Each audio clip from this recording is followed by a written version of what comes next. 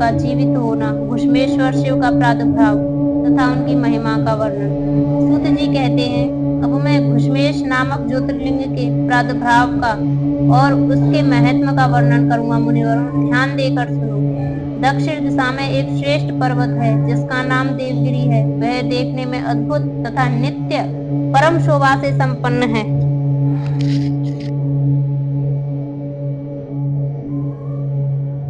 उसी के निकट कोई भरद्वाज कुल में उत्पन्न सुधर्मा नामक ब्रह्मवेत्ता ब्राह्मण रहते थे। उनकी प्रिय पत्नी का नाम सुदेहा था। वह सदा शिव धर्म के पालन में तत्पर रहती थी, घर के काम काज में कुशल थी और सदा पति की सेवा में लगी रहती थी। द्विज श्रेष्ठ सुधर्मा भी देवताओं और अतिथियों के पूजक थे। वे वेद वर्णित मार्ग पर चलते और नित्य अग्निहोत्र किया करते थे। तीनों काल की संध्या करने से उनकी कांति सूर्य के समान उद्दीप्त थी। वे वेद शास्त्र के मर्मज्ञ थे और शिष्यों को पढ़ाया करते थे। धनवान होने के साथ ही बड़े दाता थे। सौजन्य आदि सद्गुणों के भाजन थे। शिव संबंधी पूजा आदि में कार्य में ही सदा लगे रहते थे। वे स्वयं तो शिव भक्त थे ही, शिव भक्तों से बड़ा प्रेम रखते थे। शिव भक्तों को भी वह बड़े प्रिय थे। यह सब कुछ होने पर भी उनके पुत्र नहीं था। इससे ब्राह्मण को तो दुख नहीं होता था, परंतु उनकी पत्नी बहुत दुखी रहती थी। पड़ोसी और दूसरे लोग भी उसे ताना मारा करते थे। वह पति से बार बार पुत्र के लिए प्रार्थना करती थी।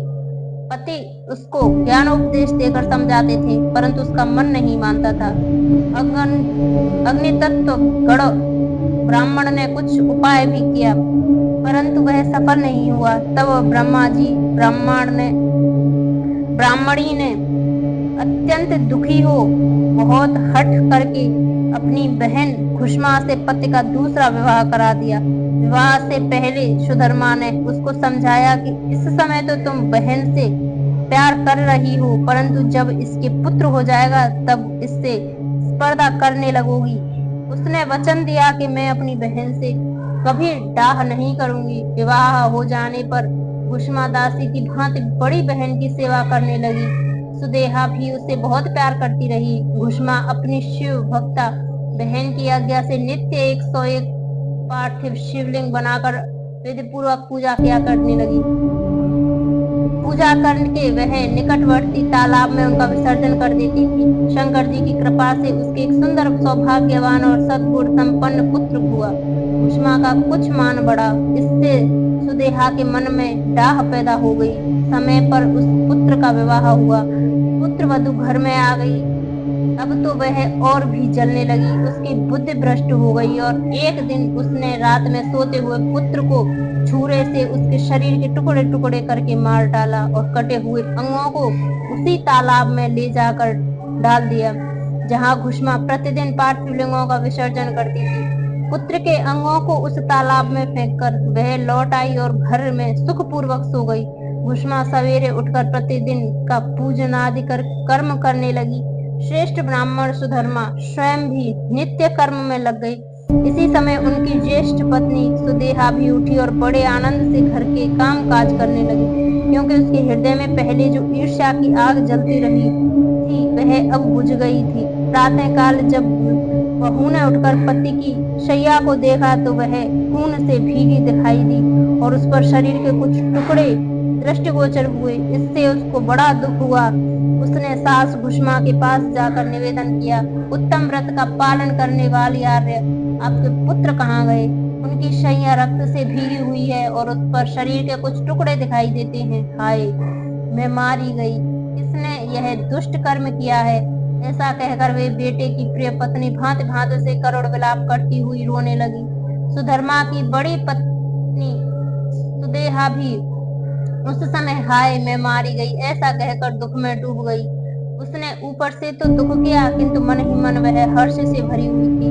घुश्मा भी उस समय उस वधू के दुख को सुनकर अपने नित्य पार्थिव पूजन के व्रत से विचलित नहीं हुई। उसका मन बेटे को देखने के लिए तनिक भी उत्सुक नहीं हुआ। उसके पति की भी ऐसी ही अवस्था थी।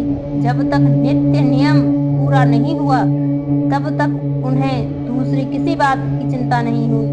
दोपहर का पूजन समाप्त होने पर घुष्मा ने अपने पुत्र की भयंकर शैया पर दृष्टिपात किया, तथापि उसने मन में किंचन मात्र भी दुख नहीं माना। वह सोचने लगी, जिन्होंने यह बेटा दिया था वे ही इसकी रक्षा करेंगे।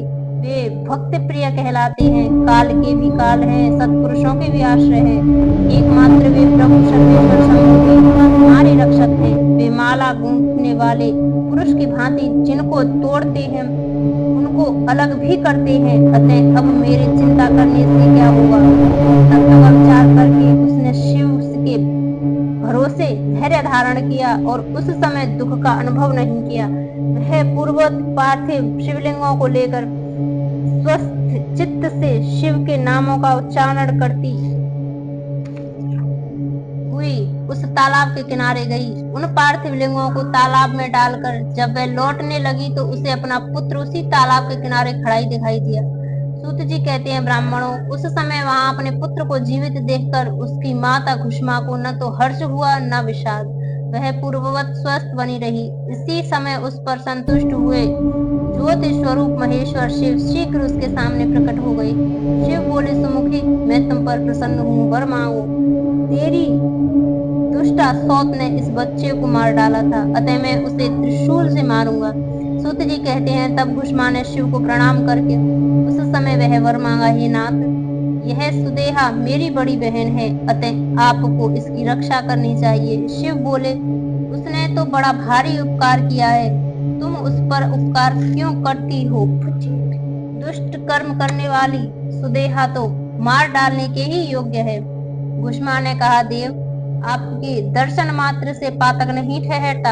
इस समय आपका दर्शन करके उसका पाप भस्म हो जाएगा। जो अपकार करने वालों पर भी अपकार करता है उसके दर्शन मात्र से पाप बहुत दूर भाग जाता है। प्रभु, यह अद्भुत भगवत वाक्य मैंने सुन रखा है, इसलिए सदाशिव, जिसने ऐसा कुकर्म किया है वही करे। मैं ऐसा क्यों करूं? मुझे तो बुरा करने वाले का भी भला ही करना है। सूत जी कहते हैं, घुष्मा के ऐसा कहने पर दया सिंधु भक्त वत्सल महेश्वर और भी प्रसन्न हुए तथा इस प्रकार बोले, घुष्मे, तुम कोई और भी वर मांगो, मैं तुम्हारे लिए हितकर वर अवश्य दूंगा, क्योंकि तुम्हारी इस भक्ति से और विकार शून्य स्वभाव से मैं बहुत प्रसन्न हूँ। भगवान शिव की बात सुनकर घुष्मा बोली, प्रभु, यदि आप वर देना चाहते हैं तो लोगों की रक्षा के लिए सदा यहाँ निवास कीजिए और मेरे नाम से ही आपकी ख्याति हो। तब महेश्वर शिव ने अत्यंत प्रसन्न होकर कहा, मैं तुम्हारे ही नाम से घुष्मेश्वर कहलाता हुआ सदा यहाँ निवास करूंगा और सबके लिए सुखदायक होऊंगा। मेरा शुभ ज्योतिर्लिंग घुष्मेश नाम से प्रसिद्ध हो, यह सरोवर शिवलिंगों का आलय हो जाए और इसीलिए इसकी तीनों लोकों में शिवालय नाम से प्रसिद्धि हो। यह सरोवर सदा दर्शन मात्र से संपूर्ण अभिष्टों का देने वाला हो। सुब्रते, तुम्हारे वंश में होने वाली 101 पीढ़ियों तक ऐसे ही श्रेष्ठ पुत्र उत्पन्न होंगे, इसमें संशय नहीं है। वे सब के सब सुंदर स्त्री, उत्तम धन और पूर्ण आयु से संपन्न होंगे, चतुर और विद्वान होंगे, उदार और भोग और मोक्ष रूपी फल पाने के अधिकारी होंगे। 101 पीढ़ियों तक सभी पुत्र गुणों में बड़े चढ़े होंगे। तुम्हारे वंश का ऐसा विस्तार बड़ा शोभादायक होगा। ऐसा कहकर भगवान शिव वहां ज्योतिर्लिंग के रूप में स्थित हो गए। उनकी घुष्मेश नाम से प्रसिद्धि हुई और उस सरोवर का नाम शिवालय हो गया। सुधर्मा, घुष्मा और सुदेहा तीनों ने आकर तत्काल ही उस शिवलिंग की 101 दक्षिणावर्त परिक्रमा की पूजा करके परस्पर मिलकर मन का मैल दूर करके वे सब वहां बड़े सुख का अनुभव करने लगे। पुत्र को जीवित देख सुदेहा बहुत लज्जित हुई और पति तथा घुष्मा से क्षमा प्रार्थना करके उसने अपने पाप के निवारण के लिए प्रायश्चित किया। मुनीश्वरों, इस प्रकार वह घुष्मेश्वर लिंग प्रकट हुआ। उसका दर्शन और पूजन करने से सदा सुख की वृद्धि होती है। ब्राह्मणों, इस तरह मैंने तुमसे 12 ज्योतिर्लिंगों की महिमा बताई। ये सभी लिंग संपूर्ण कामनाओं के पूरक तथा भोग और मोक्ष देने वाले हैं। जो इन ज्योतिर्लिंगों की कथा को पढ़ता और सुनता है वह सब पापों से मुक्त हो जाता है और भोग और मोक्ष पाता है। 12 ज्योतिर्लिंगों के महत्व की समाप्ति।